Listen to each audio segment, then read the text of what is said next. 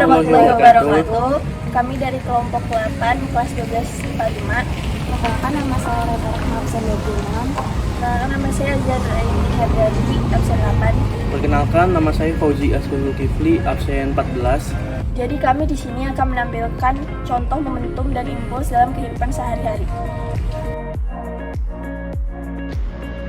Impuls adalah peristiwa bekerjanya gaya dalam waktu yang sangat singkat.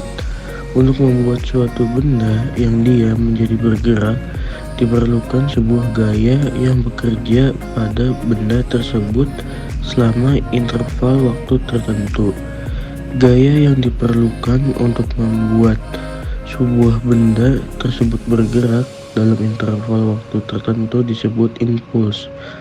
Impuls digunakan untuk menambah dan mengurangi arah momentum dalam satuan waktu.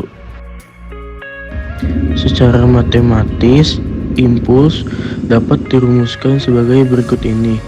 I sama dengan F kali delta T, di mana I adalah impuls yang satuannya Newton kali sekon. F adalah gaya yang satuannya Newton. Delta T adalah selang waktu yang satuannya second. Momentum adalah besaran yang dimiliki oleh benda yang memiliki massa dan bergerak, atau bisa kita sebutkan sebagai hasil kali massa sebuah benda dengan kecepatan.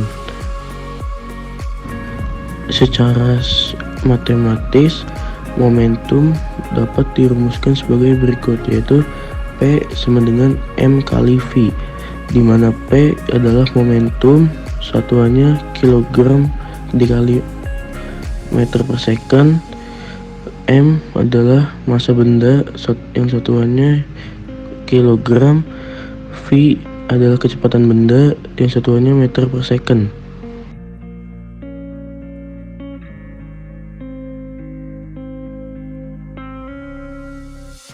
Impuls dan momentum saling berhubungan. Hukum 2 Newton mengatakan bahwa gaya yang bekerja pada sebuah benda sama dengan perkalian massa dan percepatannya. Dengan pernyataan tersebut, maka akan diperoleh rumus F sama dengan M kali A. Jika kita masukkan rumus tersebut ke dalam rumus impuls, maka akan muncul rumus baru seperti ini. I sama dengan F kali delta T. I sama dengan M kali A kali T2 dikurangin T1. I sama dengan M kali V per T kali T2 dikurangin T1. Kita dapat menghilangkan T pada rumus tersebut sehingga menjadi I sama dengan M kali V2 dikurangi M kali V1. I sama dengan delta P. Jadi dapat disimpulkan besarnya impuls yang dikerjakan atau bekerja pada sebuah benda akan sama besarnya dengan perubahan momentum pada benda tersebut. Hukum kekekalan momentum. Momentum termasuk besaran yang kekal seperti halnya energi. Artinya, jumlah momentum dua buah benda yang saling bertumbukan adalah konstan.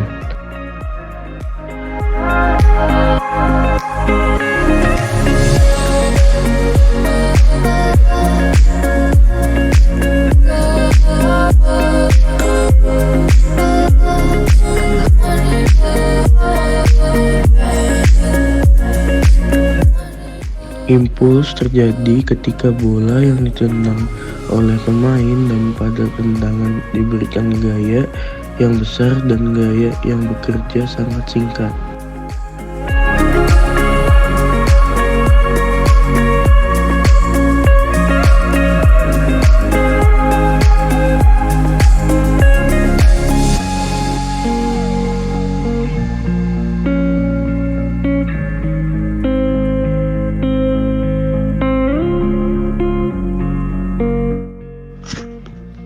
Kedua kelereng yang melaju kemudian bertumbukan.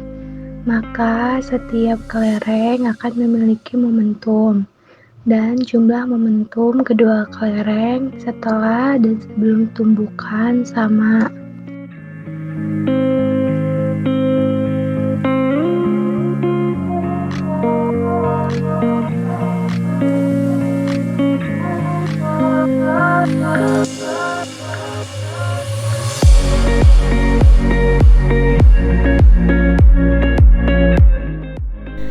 Kalian pasti pernah kan melihat palu? Palu itu kebanyakan terbuat dari kayu dengan besi pada bagian kepalanya. Tapi kalian pernah gak sih mikir kenapa harus pakai besi di bagian kepalanya? Kenapa gak dibuat dari kayu aja? Tujuannya yaitu supaya selang waktu kontak menjadi lebih singkat sehingga gaya impuls yang dihasilkan akan lebih besar. Kalau gaya impulsnya besar, maka paku akan tertanam lebih dalam. Gimana jadinya kalau kita membuat palu hanya dengan kayu saja? Selang waktunya, akan menjadi lebih lama, sehingga gaya impuls yang dihasilkan pun akan lebih kecil.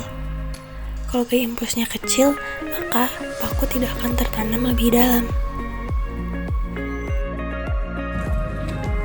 Jadi itulah beberapa contoh momentum dan impuls dalam kehidupan sehari-hari. Sekian dari kami, kurang lebihnya mohon maaf. Wassalamualaikum warahmatullahi wabarakatuh.